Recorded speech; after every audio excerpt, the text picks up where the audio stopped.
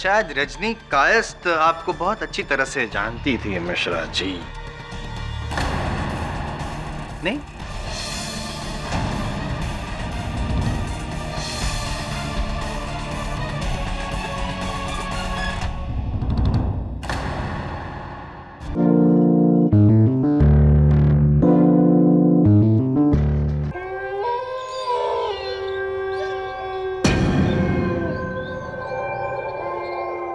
रात के तकरीबन 1:30 बजे थे। काली रात की चादर ओढ़े एक धुंधला सा साया हाथ में हथौड़ा लिए अनुपमा के दरवाजे की ओर बढ़ा। कदमों में निश्चय, आंखों में आग और सीने में दफन बस एक ही मकसद, बदला। हथौड़े के बस एक ही वार के सामने सहमे हुए दरवाजे ने भी घुटने टेक दिए और गुमनाम कातिल अनुपमा के घर में घुसा। खतरा और भी करीब, और बढ़ता गया। अनुपमा के कमरे थे जहां वो आने वाले मौत से अनजान राहुल के सपनों में खोई चैन की नींद सो रही।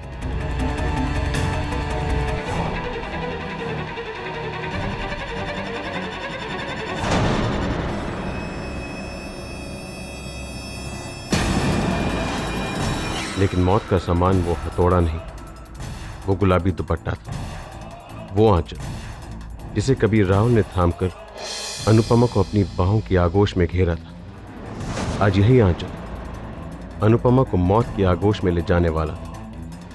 अनुपमा की आंख खुली तो सिर्फ बंद होने की, क्योंकि फंदा अब गले में था। सांसें हलक में, जान मौत की दहलीज पर। जिंदगी उसका दामन छोड़ रही, हमेशा के लिए। मकसद खत्म हो चुका था, पर कातिल का खेल नहीं। उसने अनुपमा के बेजान शरीर को सीधा किया और फिर अनुपमा के मनपसंद मोगरे के फूलों की सेज बिछाई। उसकी आंखों पर उसके वही 2 लकी सिक्के जो उसके बचपन के दोस्त अनुज को 20 साल पहले दिए थे।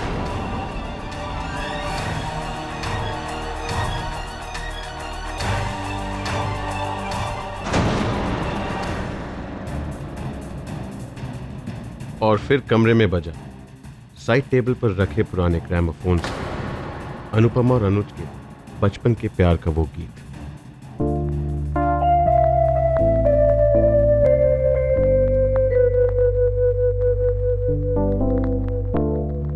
और जिस तरह एक लिखे हुए दस्तावेज का अंत होता है हस्ताक्षर, एक स्प्रे कैन से काले पेंट से कातिल ने अपनी आखिरी सलामी लिखी दीवार पर। तुम मेरी थी, मेरी हो, मेरी रहोगी, मेरी रहोगी।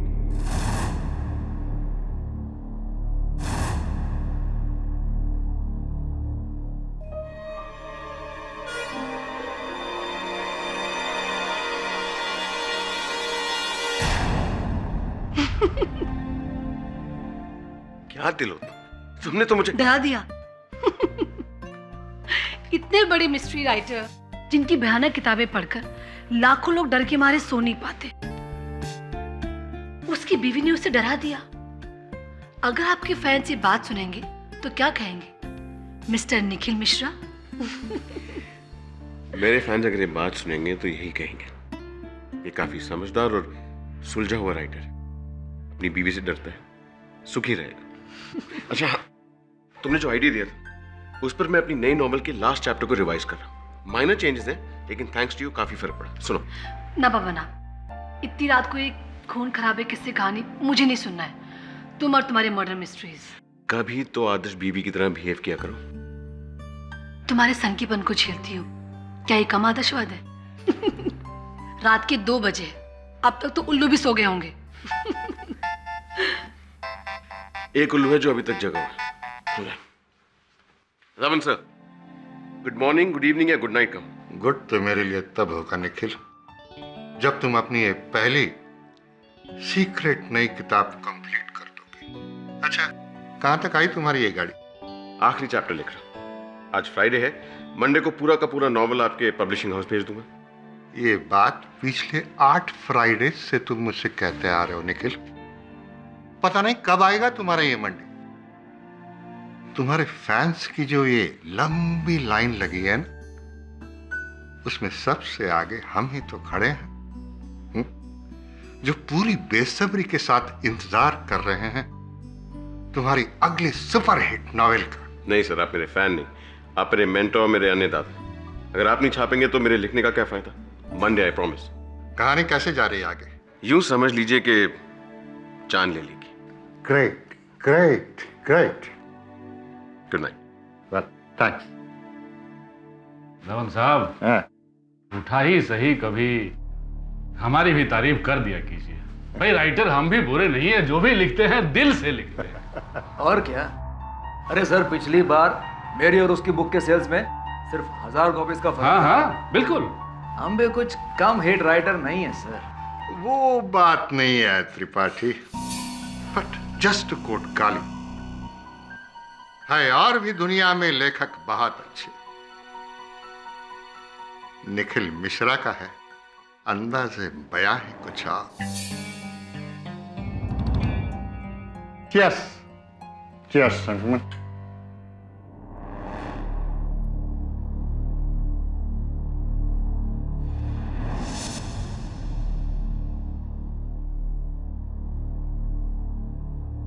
Don't believe this. Mrs Bilimoria, बाहर का मेन डोर आपने ठीक नहीं कराया अभी तक।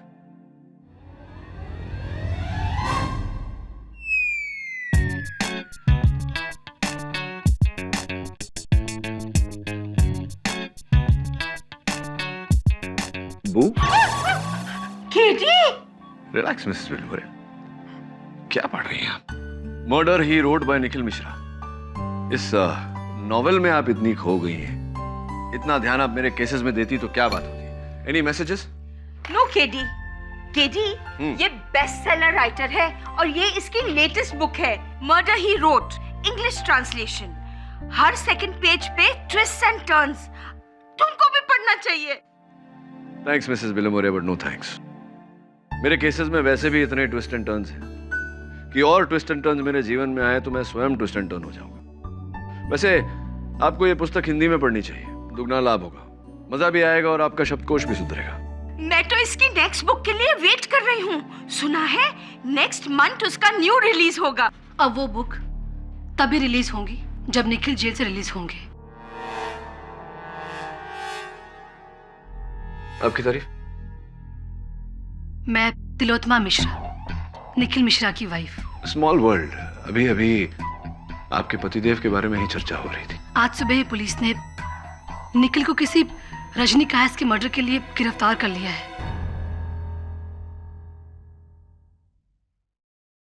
निखिल की नई नॉवेल मौत के परिंदे, उसमें अनुपमा का मर्डर बिल्कुल उसी तरह से होता है जिस तरह से रजनी का मर्डर हुआ।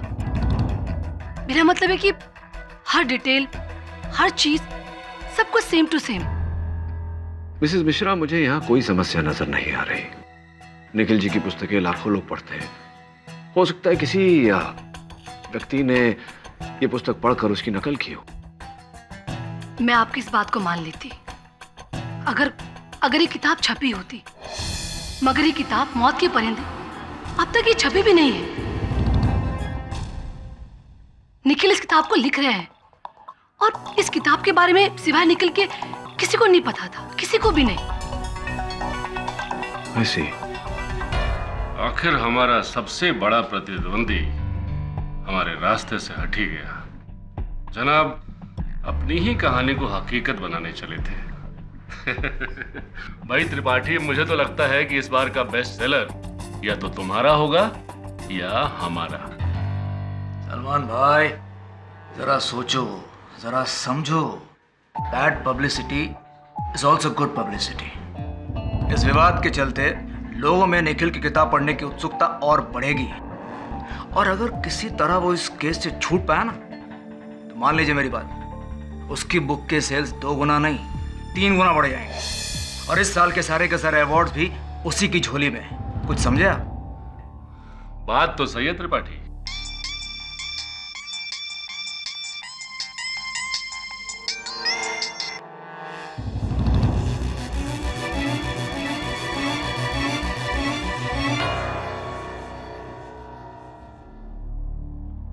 मिस्टर केडी पाठक, आप सोच भी नहीं सकते मुझे कितना सुकून मिला है ये सुनकर कि निखिल का केस आप लड़ रहे हैं।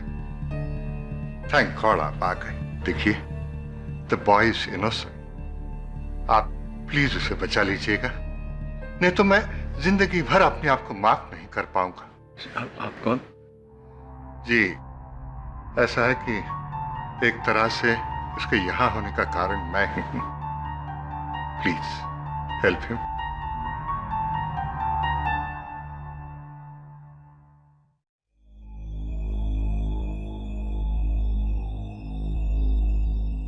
मिश्रा जी, ये कौन थे? शशीष धवन मेरे पब्लिशर हैं। मेरी पहली नॉवल इन्होंने पब्लिश की थी। काफी उपकार है इनके मुझ पर। ऐसी। ये बताइए मिश्रा जी, आपने अपनी नई पुस्तक किसी को पढ़ने दी थी? मैं अपने काम को लेकर काफी सीक्रेटिव रहता हूँ केडी। जब तक पहला ड्राफ्ट नहीं बन जाता मैं किसी को नहीं सुनाता। मिश्रा जी, स्पष्ट है कि कोई तो व्यक्ति है जिसने आपकी ये नई पुस्तक पढ़ी और फिर आपकी पटकथा की नकल करके रजनी कायस्थ की हत्या की। No chance. मेरी कहानी की एक ही कॉपी है जो मेरे लैपटॉप पर है, जिसका पासवर्ड सिर्फ मेरे पास है, मेरी वाइफ के पास भी नहीं। और ये प्रिंटआउट्स मैंने खुद निकाले, एक ही सेट। मुझे तो ऐसा लगता है कि किसी ने मेरी किताब पढ़ के नहीं बल्कि मेरा दिमाग पढ़ के खून किया है, मुझे फंसाने के लिए। रजनी को जानते थे आप? नहीं, सुना है कि वो किसी बड़े इंडस्ट्रियलिस्ट की बेटी थी, लेकिन जहां तक मेरी समझ है मेरी कहानी की पात्र अनुपमा और रजनी में कोई समानता नहीं। दोनों की हत्याओं में तो है नहीं है।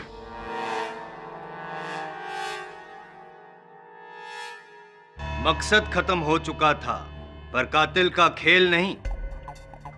उसने अनुपमा के बेजान शरीर को सीधा किया और फिर अनुपमा के मनपसंद मोगरे के फूलों की सेज बिछाई और फिर उसी फूलों से उसके शरीर को ढका और उसकी आंखों पर उसके वही 2 लकी सिक्के जो उसके बचपन के दोस्त अनुज को 20 साल पहले दिए थे और रखे। और फिर कमरे में बजा अनुपमा और अनुज के बचपन के प्यार का वो गीत साइड टेबल पर रखे हुए ग्रामोफोन से। और जिस तरह एक लिखे हुए दस्तावेज का अंत होता है हस्ताक्षर, एक स्प्रे कैन से ब्लैक पेंट से कातिल ने आखिरी सलामी लिखी दीवार पर, तुम मेरी थी, मेरी हो और मेरी रहोगी। रोंगटे खड़े हो गए। कमाल लिखते हैं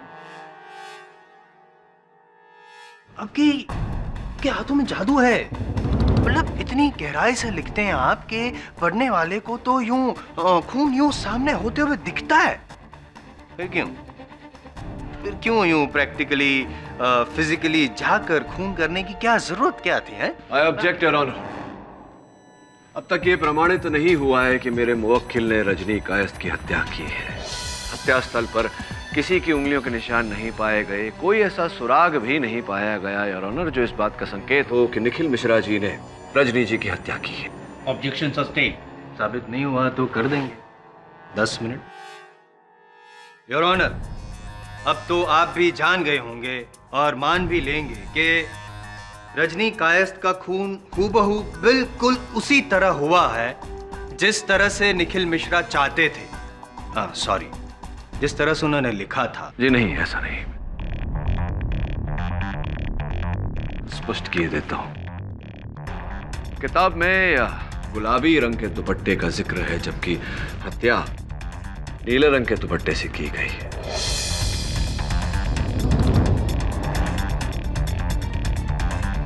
किताब में मोगरे के फूलों का जिक्र है, जबकि यहां तो चमेली के फूल हैं। और किताब में दीवार पर जो लिखावट थी वो काले रंग में लिखी गई थी, जबकि यहां लाल रंग का प्रयोग किया गया है। जायसवाल साहब, अंतर है।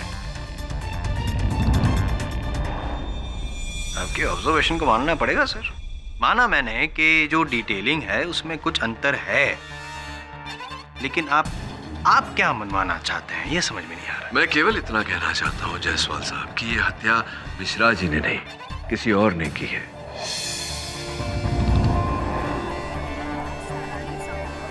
अगर ये हत्या मिश्रा जी ने की होती तो स्वयं इनकी लिखी हुई जानकारी ये क्यों भूल जाते? कम ऑन पाठक साहब, अब दुपट्टे का रंग नीला ना हो के गुलाबी हो गया तो क्या हुआ? दुपट्टे का रंग बदला है, खून का रंग नहीं। और जैसे कि मिश्रा जी की किताब में जो क्या विस्तृत रूप से जो वर्णन किया गया है, वो फूल, वो ग्रामोफोन, व्हाटएवर, खून भी उसी तरह से हुआ ना। और जैसा कि आप कह रहे हैं कि किसी और ने शायद पढ़ा होगा, तो मैं आपको बता दूं कि नहीं, किसी और ने ये किताब पढ़ी ही नहीं है। आपको विश्वास नहीं होता? चलिए पूछते हैं मिश्रा जी से। मिश्रा जी, सही कह रहा हूं मिश्रा जी? राइट। और एक बात बता दीजिए कि ये रजनी कायस्थ के साथ आपका क्या रिश्ता था? मैं रजनी को नहीं जानता था। पक्का? ऑफ कोर्स पक्का। चलो, आप रजनी कायस्थ को नहीं जानते थे, तब ये बताइए कि आपकी इस किताब के बारे में और कौन जानता था? जी वैसे तो कोई नहीं। नहीं, वैसे मतलब कैसे? आई मीन मेरी वाइफ तिलोत्मा जानती थी मेरे बुक के बारे में, लेकिन इतनी डिटेल में नहीं। इतनी डिटेल में नहीं पता था कि जिस तरह से डिटेलिंग में वर्णन किया गया था किताब में, उस डिटेलिंग से वो खून कर सके। यही कहना चाहते हैं ना? सोचिए सोचिए। अच्छा, कोई और? मिश्रा जी, आप राइटर हैं, किसी की तकदीर लिखने का ये आखिरी मौका है। मेरा मतलब है अपने आप को निर्दोष ठहराने का और किसी और को दोषी ठहराने का ये आखिरी मौका है भैया।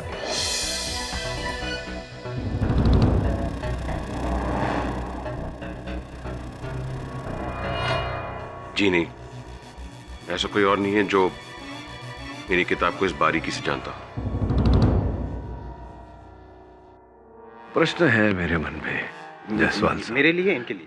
नहीं, आप ही के लिए, क्योंकि आप ही ने अभी कहा कि मिश्रा जी के अतिरिक्त और किसी को इनकी पुस्तक के बारे में ज्ञान नहीं था। तो मैं आपसे पूछना चाहता हूँ कि जब पुलिस ने इन्हें गिरफ्तार किया तो इन पर संदेह जाने का कारण ये था कि हत्या का वर्णन और इनकी पुस्तक में हत्या का वर्णन मेल खाते। पुलिस को कैसे पता चला? पुलिस ने तो यह किताब पढ़ी नहीं थी। Am I right or am I right?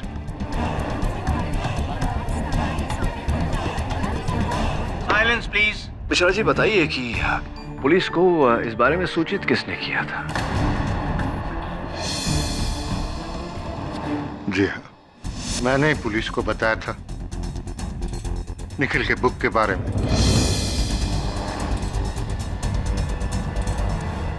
हाँ धवन साहब, ये तो हम जानते हैं। मेरा प्रश्न ये है कि निखिल जी के कथन के अनुसार केवल ये ही जानते थे अपनी पुस्तक के बारे में। आपको इस पुस्तक की जानकारी कहाँ से मिली? पिछले महीने निखिल अपना लैपटॉप लेकर मेरे ऑफिस में आया था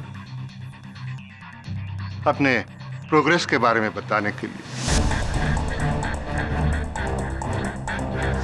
खुद तो उसने अपनी किताब के बारे में कुछ नहीं बताया, बट आई वॉज क्यूरियस। इसलिए जब वो उठकर बाथरूम चला गया, मैंने उसके लैपटॉप को घुमाकर जो उसने लिखा था पढ़ लिया।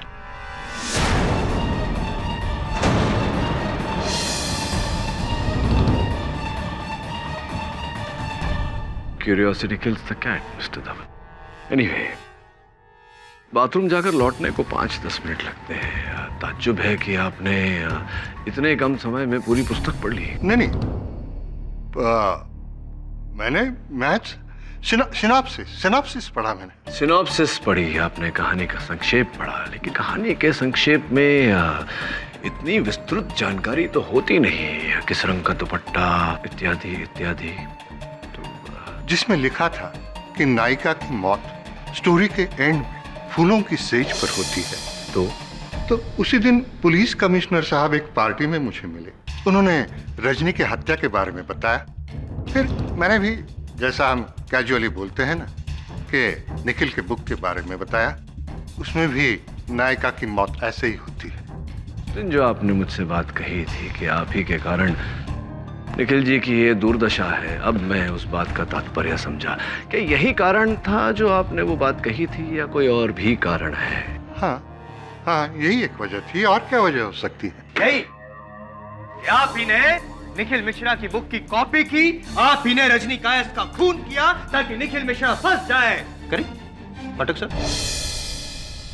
क्या बात है जायसवाल साहब, आई एम इम्प्रेस्ड। सही कहते हैं, संगत का असर होता है। अब देखिए ना, मेरे साथ रह रहकर आप भी उचित मुद्दा उठाने लगे। तो बताइए अथवत साहब, क्या ऐसा हुआ था कि आपने मिश्रा जी की किताब पढ़ी और उससे इंस्पायर होकर, प्रेरित होकर ये हत्या की और इन्हें फंसाया? मैं निखिल को क्यों फंसाऊंगा? अरे वो तो मेरे बेटे जैसा है, शुरू से मैंने कितनी हेल्प की है उसे। जी हाँ, धवन सर मेरा नुकसान क्यों चाहिए? इसे तो उन्हें नुकसान होगा। करेक्ट, सही बयान दे। अब मिश्रा जी, एक छोटा सा सही बयान और दे ही दीजिए कि आप ही ने रजनी कायस्थ को। मैंने आपसे कहा ना, मैं रजनी को नहीं जानता था। अरे मैं भूल जाता हूँ आप रजनी को। कभी कोई पार्टी वगैरह में मिले तो फिर हो सकता है कहीं कभी किसी बुक लॉन्च पे कुछ ऐसा। आप फिर से वही बात कर रहे हैं। I object your honour, prosecution is coercing the witness.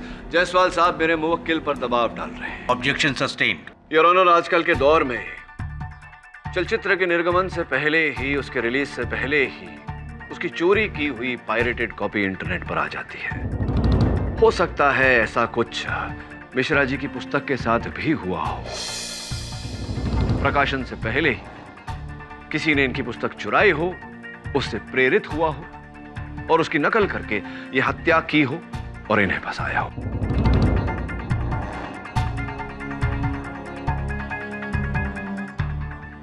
सवाल, पाठक साहब सिर्फ सवाल उठा रहे हैं जो कोई भी उठा सकता है और ऑनर। कब, क्यों, कहां, कैसे, अदालत में तो ये सब चलते रहता है, लेकिन जवाब, जब तक सवाल का जवाब ना हो तब तक सवाल में दम नहीं होता है। मैं सवाल पूछने के साथ साथ जायसवाल साहब किसी को अपनी कुर्सी से उठाकर यहां तक लाना चाह रहा था ताकि वो यहां आकर मेरे प्रश्न का उत्तर दे।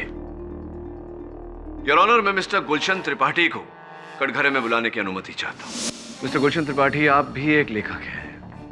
मिश्रा जी की तरह अनेक रोमांच से भरे मर्डर मिस्ट्रीज लिखे हैं आपने, क्या यह सत्य है? जी। तो एक प्रकार से तो आप मिश्रा जी के प्रतिद्वंदी हुए। जी। क्या बात है, आप इतना डर क्यों रहे? पानी पिएंगे? नहीं नहीं, मैं ठीक हूँ। दरअसल ये इन्होंने इनकी नॉवेल में क्या लिखा है मुझे कुछ नहीं मालूम। क्या ना कि हम लोग हमारे काम कभी शेयर नहीं करते। गुलशन त्रिपाठी @zingmail.com आप ही का ईमेल आईडी। तो आप अपना ईमेल चेक करते हैं रोजाना या हर दूसरे दिन? जी, दूसरे दिन। कुछ समय पहले एक ईमेल भेजा आ गया था। ये जो है त्रिपाठी साहब, ये मिश्रा जी के लैपटॉप से निकाली गई इनके ईमेल आईडी की सेंट बॉक्स की उसका प्रिंट आउट है, यहां देखिए। गुलशन त्रिपाठी @zingmail.com। इसके साथ में एक अटैचमेंट भी है, मौत के परिंदे अंतिम अध्याय, द फाइनल चैप्टर।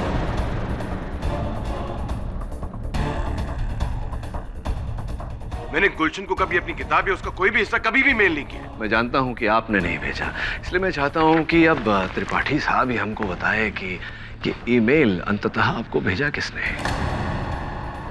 किसने?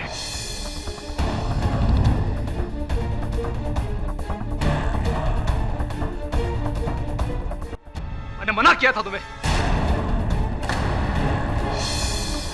मत करना ये सब। मेरी बात माने नहीं। देखो, सदिया ना मुझे।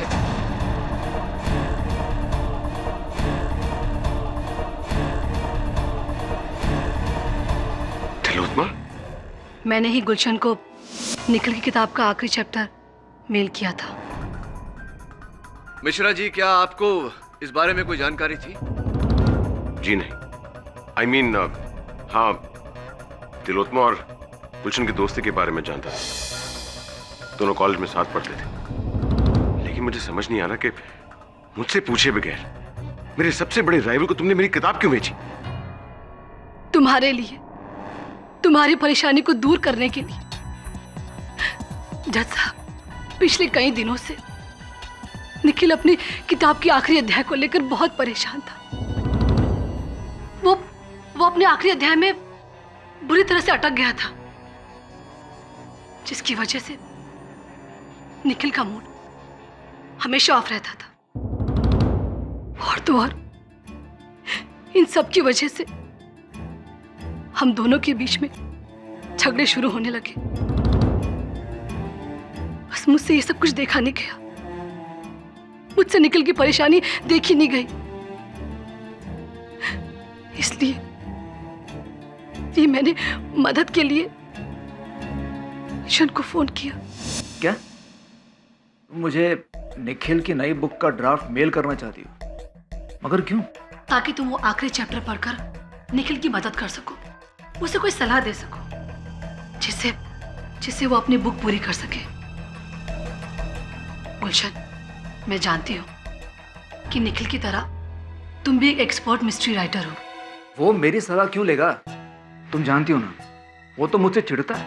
देखो गुलशन, तुम अपनी राय, अपनी सलाह मुझे बता देना और मैं निखिल को, और उसे पता नहीं चलेगा कि मैंने तुमसे मदद ली है।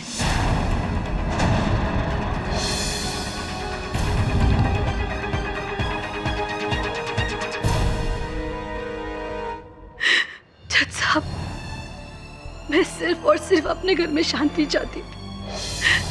निखिल, मेरा यकीन मानो, मेरा कोई बुरा मकसद नहीं था मेरा कोई बुरा मकसद। मैं क्षमा मांगने का समय मिलेगा आपको। योर ऑनर, रजनी कायस्थ हत्याकांड में पुलिस का निखिल मिश्रा जी पर संदेह जाने का एक ही कारण है कि इनकी पुस्तक में हत्या का विवरण और असल हत्या का विवरण मेल खाता है। अब तक अदालत के समक्ष ये बात थी कि मिश्रा जी के अतिरिक्त और किसी व्यक्ति को भी इस विवरण के बारे में कोई जानकारी नहीं थी। अब अदालत में यह स्पष्ट हो चुका है कि 3 और व्यक्ति इस पुस्तक के बारे में जानते थे।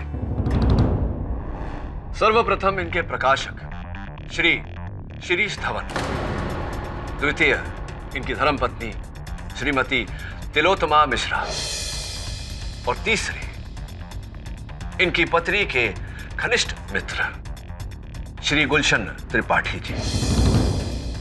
इसके चलते योर ऑनर, मेरे मुवक्किल पर संदेह 75% कम हो जाता है, और मुझे पूरी अपेक्षा है कि मेरे होनहार मित्र भी मेरी इस बात से सहमत होंगे। जी नहीं, आपने कहा और मैंने माना, ऐसा होगा नहीं। क्योंकि क्या है, मिस्टर त्रिपाठी, मिसेस मिश्रा और श्री धवन जी, इन्होंने भले ही किताब पढ़ी हो, लेकिन ये तीनों में से कोई भी रजनी कायस्थ को जानता नहीं था, और जब जानता नहीं था तो वो रजनी कायस्थ के मौत का अध्याय क्यों लिखेगा? जायसवाल साहब, संभवतः आप ये भूल रहे हैं कि मेरे मुवक्किल ने भी अपने कथन में कहा कि वो रजनी कायस्थ को नहीं जानते थे। एक मिनट, आप अगर बैठना चाहे तो बैठ सकते हैं। कहें? मैं जरा पूछना चाहता हूँ।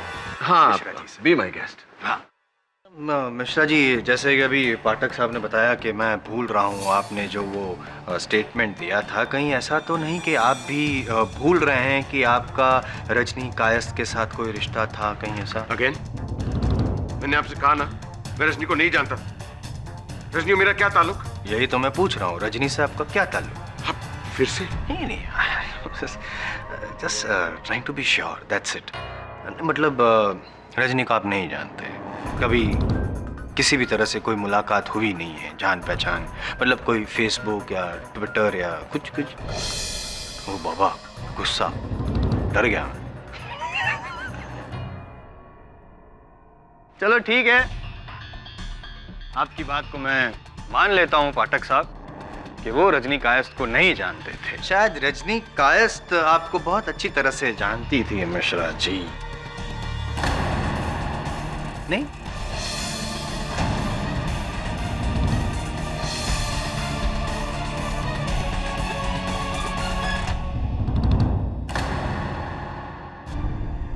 योर ऑनर, अरे क्या हुआ? घबरा गए? पसीने छूट रहे हैं? रुमाल दूं? नहीं नहीं, देखो एक ऑप्शन ये भी है, जैसे आपकी नॉवेल्स में होता है कि ये आप है ही नहीं, आपका जुड़वा भाई, या तो फिर आपका हम शक्ल है, ऐसा कुछ। I love this part. गहरी खामोशी, your honour, silence speaks 1,000 words. ये खामोशी ये साबित करती है कि मैं सही रास्ते पे जा रहा हूं, है ना पाठक साहब? योर ऑनर, इस बात को साबित करने के लिए मैं बुलाना चाहूंगा रजनी कायस्थ के बड़े भाई अविनाश कायस्थ। मेरा नाम अविनाश है सर। रजनी मेरी बहन थी। उसकी मौत से 1 हफ्ता पहले वो मेरे पास आई थी और उसने। रजनी क्या बात? मैं देख रहा हूँ बहुत दिनों से बहुत परेशान हूँ। कुछ नहीं भैया। भाई हूँ तुम्हारा, बोलो क्या बात? भैया वो कोई है जिससे मैं प्यार करती थी। 6 महीने से हमारा अफेयर था, लेकिन अब नहीं है। मैं उससे रिश्ता तोड़ना चाहती हूँ, लेकिन वो मान नहीं रहा, धमका रहा है मुझे। Emotional blackmail. कौन है वो? एक राइटर है। नाम तो होगा ना उसका? फॉरगेट इट भैया, मैं उसे भूल चुकी हूँ। शादीशुदा आदमी है। उसके प्यार में पड़कर मैंने बहुत बड़ी गलती करी। मैं बात करूँ उससे? नहीं भैया, फॉरगेट इट, मैं हैंडल कर लूंगी, आप चिंता मत कीजिए। अगर मुझे पता होता कि तुम ही निखिल मिश्रा हो, तुम्हारे घर में घुस के तुम्हें मारता। और जब तक मुझे पता चला बहुत देर हो चुकी थी। हाँ अविनाश जी, अफसोस देर तो हो चुकी थी, लेकिन अब आयम जायसवाल अंधेर नहीं होने देगा इस अदालत में।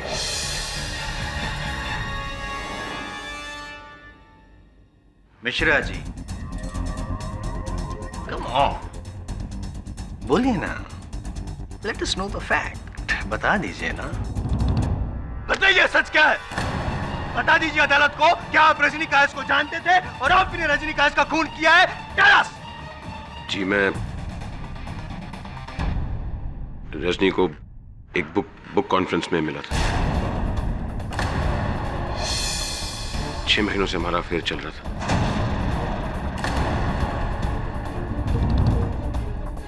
तिलोत्मा या किसी और को इस बारे में कुछ नहीं पता था।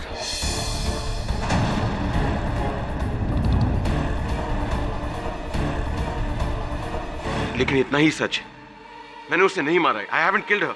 Leave it to me to prove it whether you killed her or not. ये मैं बताऊंगा कि आपने रजनी कायस्थ को क्यों मारा, क्योंकि वो आपको छोड़ना चाहती थी। आप उसे धमका रहे थे, लेकिन धमकी का कोई असर नहीं हुआ, तो आखिरी रास्ता खून। The fiction became the fact.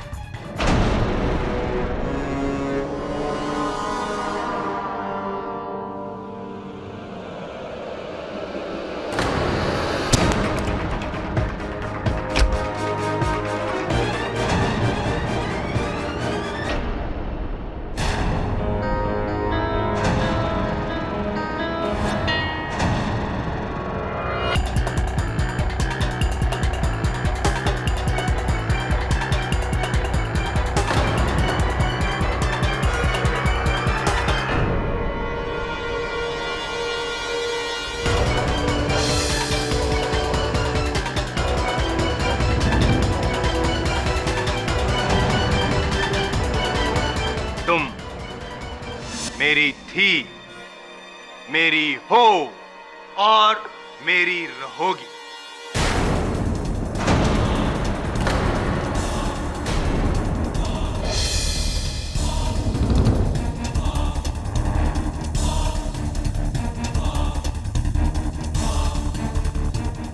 Honour, इसी के साथ किस्से और कहानी का दी एंड।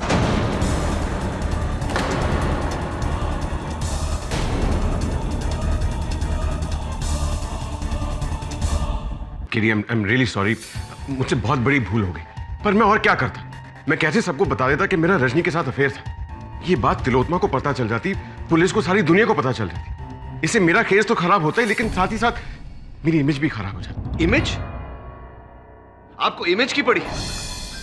यहां आपका जीवन दांव पर लगा हुआ है, उसका कुछ नहीं। अब इसके बाद तो प्रोसिक्यूशन को छोड़िए, मुझे संदेह हो रहा है कि रजनी की हत्या आपने की है। किसी और को नहीं, मुझे तो बताना चाहिए था। KD, I am really sorry. अच्छा, एक बात है जो मैंने किसी को नहीं बताई। बताइए, क्या है? ये है कि मैंने तुमसे कहा था कि मैंने अपनी कहानी किसी के साथ शेयर नहीं की थी, लेकिन अपनी अधूरी नॉवल की कॉपी मैंने रजनी को दी थी। सुपर्ब। कमाल करते हैं आप मिश्रा जी। एक तो इतना बड़ा सच मुझसे छुपाया, और फिर आपने अपने उपन्यास की कॉपी रजनी को दी, ये बात भी नहीं बताई। अब बता रहे हैं। दरअसल बात यह है कि वो मेरी बहुत बड़ी फैन थी, और मैंने उससे वादा किया था कि अपनी नॉवल मौत के परिंदे की पहली कॉपी उससे ही दूंगा।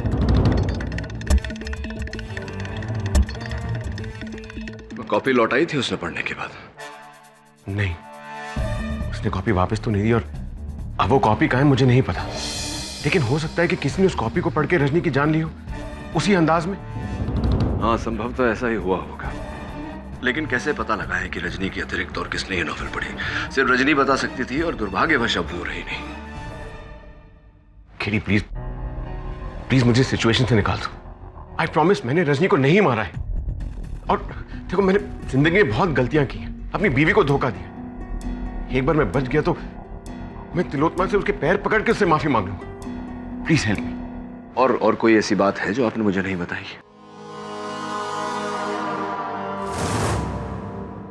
और फिर मानो कि मंजुला इस दुनिया से अचानक गायब हो गई। ना उसकी कोई खबर, ना कोई निशान।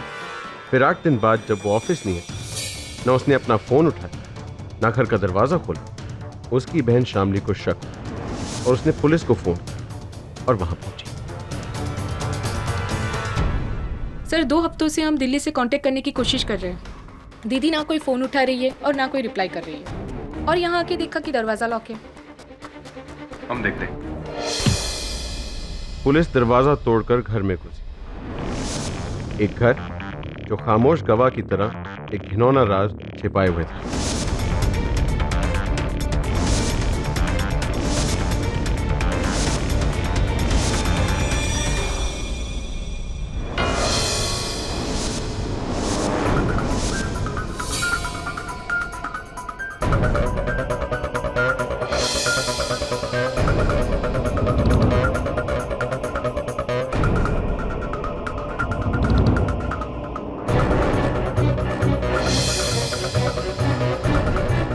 और फ्रिज खोलते ही उसमें मिली 2 हफ्तों से जमी शामली की लाश।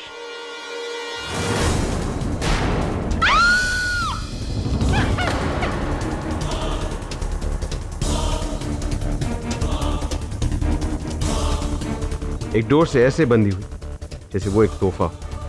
आंखों पर चढ़े सनग्लास, बालों में मुरझाए फूल, बदन पर फैले हुए जहर का नील।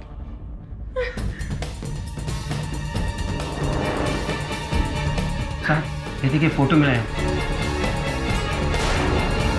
निखिल मिश्रा, उसकी एक और प्रेम कहानी। 19 जून का डेट है। 19 जून से लाश इस फ्रिज में है। इसके 1 दिन बाद रजनी कायस्थ का खून हुआ था, 20 जून को, जब निखिल मिश्रा आजाद था। एक और कत्ल।